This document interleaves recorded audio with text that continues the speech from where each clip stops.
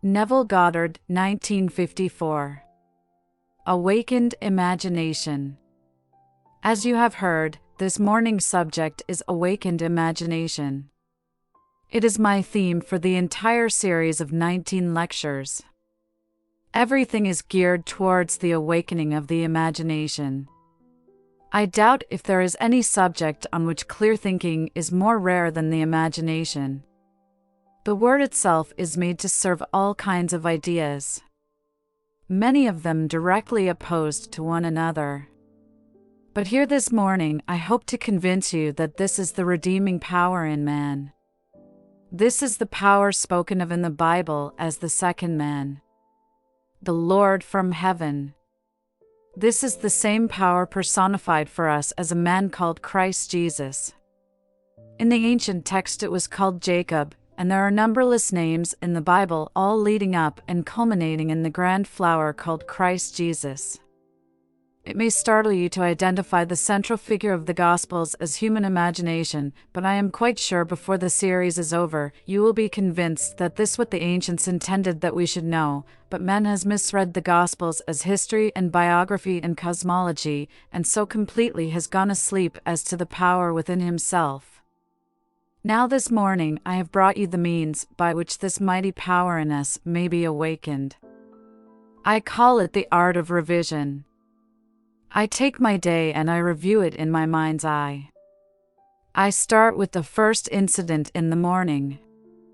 I go through the day. When I come to any scene in my unfolding day that displeased me, or if it didn't displease me, if it was not as perfect as I thought it could have been, I stop right there and I revise it. I rewrite it, and after I have rewritten it so that it conforms to the ideal I wished I had experienced, then I experience that in my imagination as though I had experienced it in the flesh. I do it over and over until it takes on the tone of reality, and experience convinces me that that moment that I have revised and relived will not recede into my past.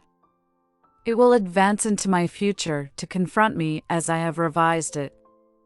If I do not revise it, these moments, because they never recede and they always advance, will advance to confront me, perpetuating that strange, unlovely incident. But if I refuse to allow the sun to descend upon my wrath, so that at the end of a day I never accept as final the facts of the day, no matter how factual they are, I never accept them, and revising it I repeal the day and bring about corresponding changes in my outer world. Now, not only will this art of revision accomplish my every objective, but as I begin to revise the day it fulfills its great purpose, and its great purpose is to awaken in me the being that men call Christ Jesus, that I call my wonderful human imagination, and when it awakens it is the eye of God, and it turns inward into the world of thought, and there I see that what formerly I believed to exist on the outside really exists within myself. No matter what it is, I then discover that the whole of creation is rooted in me and ends in me as I am rooted in and end in God. And from that moment on I find my real purpose in life, and my real purpose is simply to do the will of Him that sent me, and the will of Him that sent me is this, that of all that He has given me I shall lose nothing but raise it up again. And what did He give me? He gave me every experience in my life. He gave me you. Every man, woman, and child that I meet is a gift to me from my Father, but they fell in me because of my attitude towards society, because of my attitude towards myself. When I begin to awaken and the eye opens and I see the whole is myself made visible, I then must fulfill my real purpose, which is the will of Him that sent me, and the will is to raise up those that I allowed in my ignorance when I slept to descend within me. Then starts the real art of revision, to be the man, regardless of your impressions of that man, regardless of the facts of the case that are all staring you in the face. It is your duty when you become awakened to lift him up within yourself, and you will discover that he was never the cause of your displeasure. When you look at him and you are displeased, look within and you will find the source of the displeasure. It did not originate there. Now let me give you a case history to illustrate this point. I know a few of you were at the banquet, and maybe a few of you heard me last Thursday on TV, but I doubt in this audience of say 23 or 2400 of us, that more than say 150 heard it, and even if you heard it, you can hear it time and time again, for it is this, that if you hear it will cause you to act upon it, because as I told you, and I think I did last Sunday, but if I didn't, let me tell you now. If you attended the entire 19 and you became saturated with all that I have to tell you, so that you had all the knowledge you think it takes to achieve your objectives, and you did not apply what you received, it would avail you nothing, but a little knowledge which you carry out in action, you will find to be far more profitable than much knowledge which you neglect to carry out in action. So by repeating this case history this morning, though say 100 or 200 of you have heard it, it will help you to remember you must do something about it. This past May in New York City, there sat a lady who had been coming for years, and I made a simple observation that people must become doers of the word and not mere hearers only. For if a man only hears it and never applies what he hears, he will never really prove or disprove what he has heard. And then I told the story of a lady who had only heard me 3 or 4 times, and how she transformed the life of another, and this lady hearing what one who came only 3 times, and this miracle took place in her life, she went home determined that she would really apply what she had heard over the years. And this is what she did. 2 years before, after a violent quarrel, she was ordered out of her son's home by her daughter-in-law.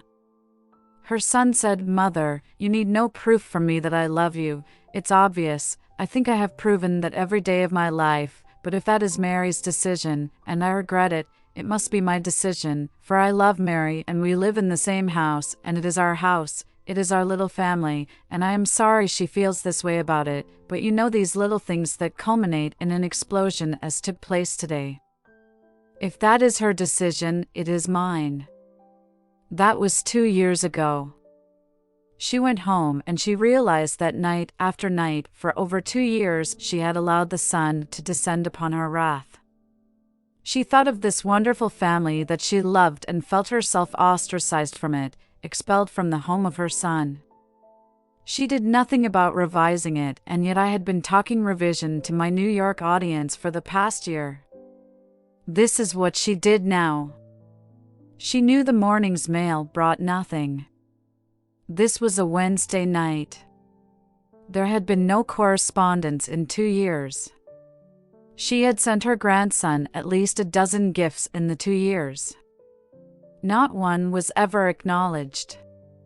She knew they had been received, for she had insured many of them, so she sat down that night and mentally wrote herself 2 letters, one from her daughter-in-law, expressing a great kindness for her, saying that she had been missed in the home and asking her when she was coming to see them. Then she wrote one from her grandson in which he said, "Grandmother, I love you."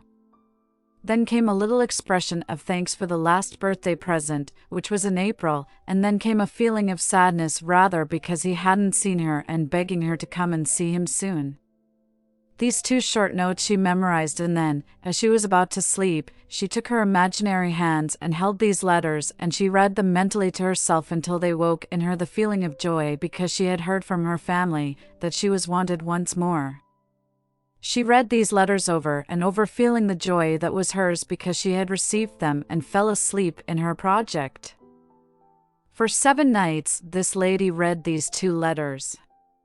On the morning of the 8th day she received the letter. On the inside there were 2 letters, one from her grandson and one from her daughter-in-law. These letters were identical with the letters she had mentally written to herself 7 days before. Where was the estrangement? Where was the conflict?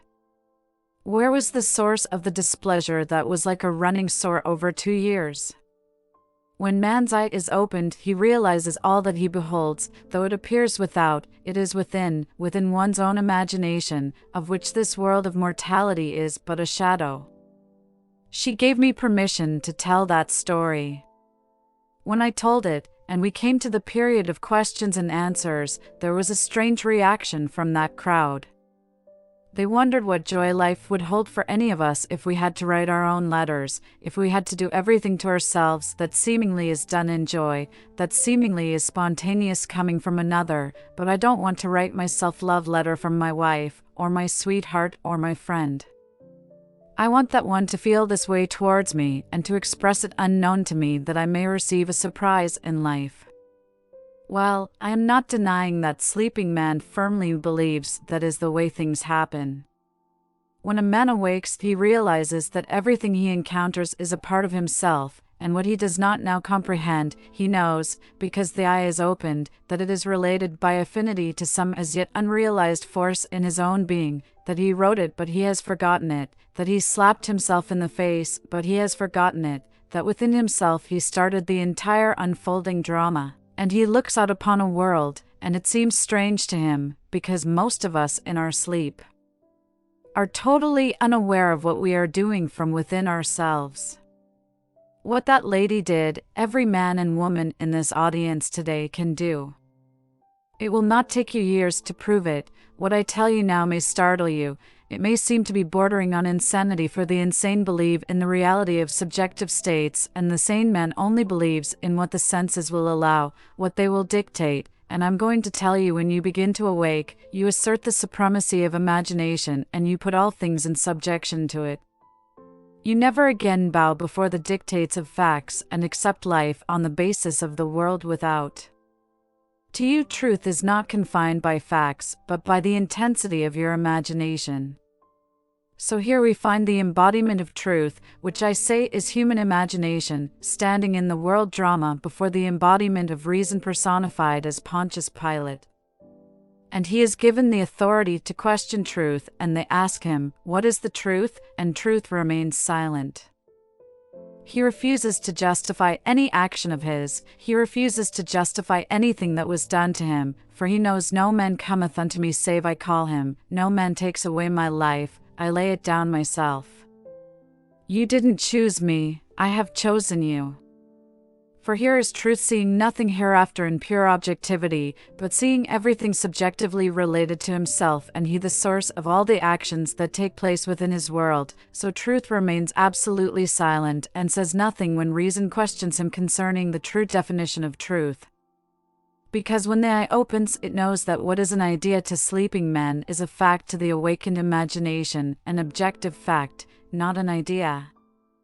I entertain the idea of a friend, and I make some wonderful concept of him in my mind's eye, and when I sleep, it seems to be a wish, it seems to be the longing of my heart, but purely subjective, just an idea.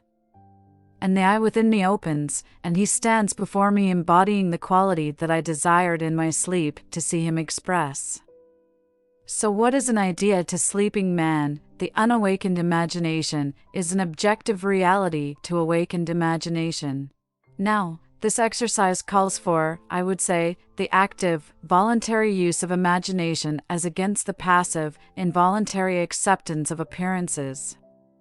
We never accept as true and as final anything unless it conforms to the ideal we desire to embody within our world, and we do exactly what the grandmother did. But now we start it, and we do it daily. You may get your results tomorrow, it may come the day after, it may come in a week, but I assure you they will come. You do not need some strange laboratory, like our scientists, to prove or disprove this theory. Here in 1905, a young man startled the scientific world with his equation that no one could even test. It is said not 6 men lived who could understand his equation. It was 14 years later before Lord Rutherford could devise the means to test that equation, and he found that it was true, not 100%, because he did not have the means at his hand to really give it a complete test. It was another 14 years before further tests could be made. And you know the results of that equation that Einstein gave us in 1905. For today man, not knowing the power of his own imagination, stands startled at the results of that unlocking of energy. But he was the man who said, and I put it in the first page of my new book, "Imagination is more important than knowledge." That was Albert Einstein. Imagination is more important than knowledge. For if man accepts as final the facts that evidence bears witness to, he will never exercise this God-given means of redemption, which is his imagination. Now I'm going to ask you to test this. You will not take the 3 weeks that I am here to prove it or disprove it, but the knowledge of it cannot prove itself, only the application of that knowledge can prove it or disprove it. I know from experience you cannot disprove it. Take an objective, take a job, take some conversation with your boss, take an increase in salary. You say, well, the job doesn't allow it, or maybe the union will not allow it. I don't care what doesn't allow it.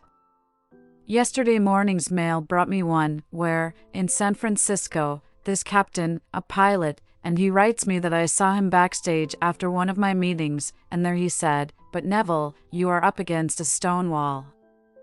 I am a trained pilot, I have gone all over the world, all over the 7 seas, I'm a good pilot and I love the sea, not a thing in this world I want to do but go to sea, yet they restrict me to certain waters because of seniority. No matter what argument I give them, the union is adamant and they have closed the book on my request." I said, "I don't care what they have done, you are transferring the power that rightfully belongs to God, which is your own imagination, to the shadow you cast upon the screen of space. So here, we are in this room, need it remain a room? Can't you use your imagination to call this a bridge?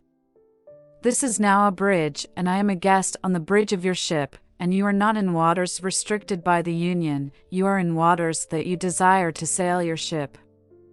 Now close your eyes and feel the rhythm of the ocean and feel with me and commune with me and tell me of your joy in first proving this principle. And secondly in being at sea where you want to be." He is now in Vancouver on a ship bringing a load of lumber down to Panama. He has a complete list that will take him through the year what this man has to do. He is going into waters legitimately that the union said he could not go. This doesn't dispense with unions, but it does not put anyone in our place, no one, kings, queens, presidents, generals, we take no one and enthrone him and put him beyond the power that rightfully belongs to God. So I will not violate the law, but things will open that I will never devise. I will sit in the silence and within myself I will revise the picture. I will hear the very man who told me no, and that's final, and hear him tell me yes, and a door opens. I don't have to go and pull strings or pull any wires whatsoever.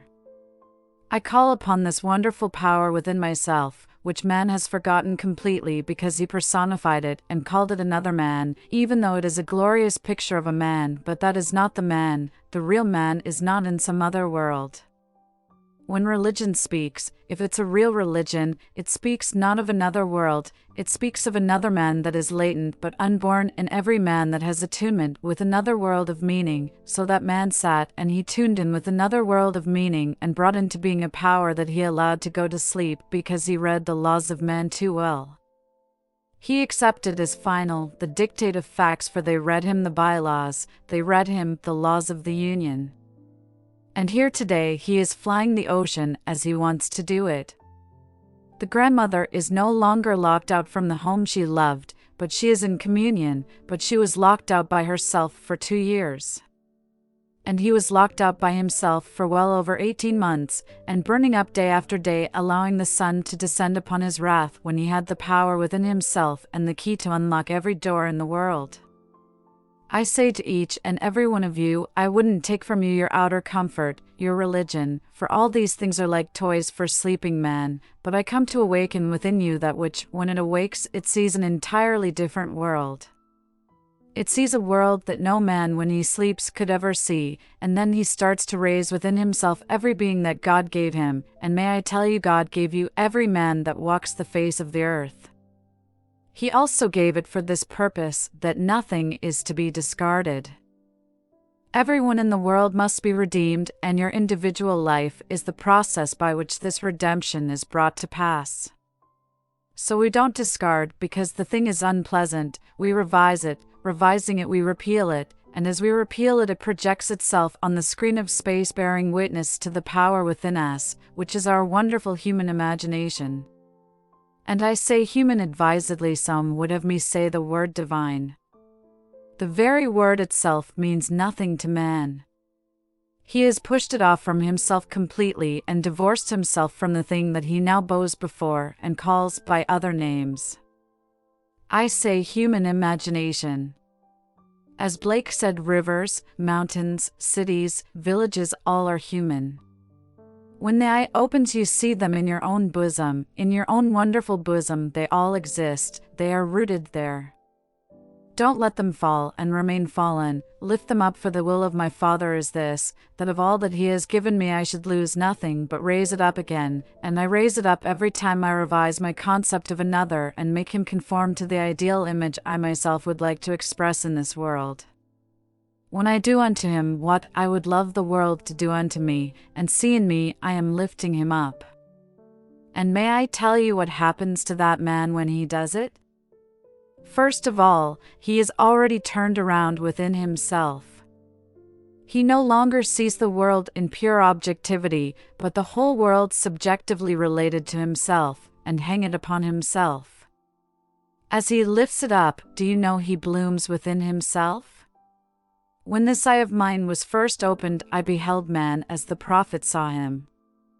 I saw him as a tree walking. Some were only like little antlers of a stag, others were majestic in their foliage, and all that were really awake were in full bloom.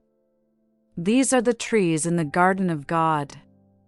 As told us in the old ancient way of revision in the 61st chapter of the book of Isaiah, go and give beauty for ashes, go and give joy for mourning, give the spirit of praise for the spirit of heaviness, that they may become trees of righteousness, plantings to the glory of God. That is what every man must do, that's revision. I see ash when the business is gone, you can't redeem it, you can't lift it up, conditions are bad, and the thing has turned to ash. Put beauty in its place, see customers, healthy in finances, healthy in the attitude towards you, healthy in every sense of the word. See them loving to shop with you if you are a shopkeeper, if you are a factory worker. Don't see anything laying you off, lift it up, put beauty in the place of ash, for that would be ash if you were laid off with a family to feed. If someone is mourning, put joy in the place of mourning. If someone is heavy of spirit, put the spirit of praise in place of the spirit of heaviness, and as you do this and revise the day, you turn around, and turning around you turn up, and all the energies that went down when you were sound asleep and really blind now turn up, and you become a tree of righteousness, a planting to the glory of God. For I have seen them walking this wonderful earth, which is really the garden. We have shut ourselves out by our concept of self, and we have turned down. As told us in the book of Daniel, we were once this glorious tree, and it was felled to the very base, and what formerly sheltered the nations and fed the nations and comforted the bird and gave some comfort to the animals from the sun of the day, of the heat of the day, and suddenly some voice said from within, let it lie, let it remain as it is, but do not disturb the roots. I will water it with the dew of heaven, and as I water it with the dew of heaven, it will once more grow again. But this time it will consciously grow, it will know what it really is and who it is. In its past it was majestic, but it had no conscious knowledge of its majesty, and I felt it, that was the descent of man. And now, he will once more spring from within himself, and he will be a tree walking, a glorious, wonderful tree. Now to those who are sound asleep, this may seem to you too startling. This may be just as startling as Einstein's equation was, that was startling too. But I tell you I've seen it, and I see it. Men are destined to be trees in the garden of God. They are planted on earth for a purpose, and they don't always remain men. They are transformed as they turn in and turn up. This is the true meaning of the transfiguration. There is a complete metamorphosis taking place like the grub into the butterfly. You don't remain what you appear to be when man is asleep, and there is no more glorious picture in the world than to see this living animated human being, for every branch within him is represented by an extension of himself called another, and when he lifts the other up, that branch not only comes into leafage, but it blossoms, and the living human blossoms that blossom upon the tree of man who awakens. So that's my message for you this year. I'll give it to you to stir into being that which sleeps in you, for the Son of God sleeps in man, and the only purpose of being is to awaken him. So it is not to awaken this, nice as it appears to be, but this man of sense is only a casing. It is called the first man, but the first shall be last, and the last shall be first. So that which comes into being second, like Jacob coming second from his mother's womb, he takes precedence over his brother Esau who came first. Esau was the one like this, he was made of skin and hair, and Jacob was made a smooth-skinned lad, but that one that comes second suddenly becomes the Lord of all the nations, and that one sleeps in every man born of woman, and it is the duty of a teacher or a true religion to awaken that man, not to talk of another world, not to make promises to be fulfilled beyond the grave, but to tell him as he awakens now he is in heaven, and the kingdom is come now, this day, on earth. For as he awakens he revises his day, and he repeals his day, and projects a more beautiful picture onto the screen of space. Now let us go into the silence.